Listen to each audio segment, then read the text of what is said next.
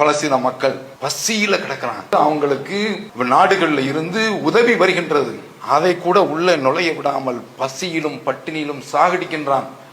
இந்த பனி இஸ்ரவேலர்கள் தான் அன்றைக்கு மூசா அவர்களுடைய சமுதாயம் அவர்கள் ஃபிரௌனிடத்தில் இருந்து எந்த அளவிற்கு கொடுமை அனுபவித்தார்களோ அதே கொடுமை இன்றைக்கு இவர்கள் முஸ்லிம்களை ஏறி மிதிக்கின்றார்கள்.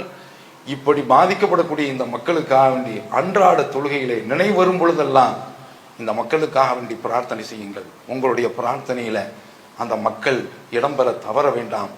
அல்லாஹ் ஃபி அவ்னில் அப்தி மா தாமல் அப்து ஃபி அவ்னி அஹி. ஒரு முஸ்லிம் இன்னொரு முஸ்லிமுக்கு உதவி செய்து கொண்டிருக்கக்கூடிய காலமெல்லாம் அல்லாஹ் அந்த சகோதரனுக்கு உதவி செய்து கொண்டிருக்கிறான் என்று நபிமொழி. அந்த அடிப்படையில் நம்மால் முடிஞ்சது இந்த ஒரு உதவிதான். இதுல ரொம்ப கொடுமை, இந்த ட்ரம்ப் என்ற மா பாதகன் இவனுக்கு இன்றைக்கு சவுதி அரசாங்கம் இந்த அமெரிக்காவிடத்துல $6 டிரில்லியன், அதாவது 6 லட்சம் கோடி டாலர்கள் பொருளாதாரத்தை அங்கு முதலீடு செய்கின்றது. இதுல $145 பில்லியன் எதற்கு என்று சொன்னால் ஆயுதத்திற்காக வேண்டி. $410 மில்லியன் ரொம்ப பரம ஏழை யாரு? ட்ரம்ப்.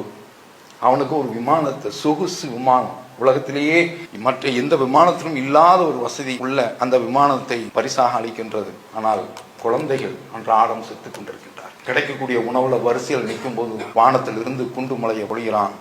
மக்கள் செத்து சுண்ணாம்பாகி கொண்டிருக்கின்றார்கள். அன்றாடம் அன்றாடம் அன்றாடம் 60,000க்கு மேல் சென்று விட்டது.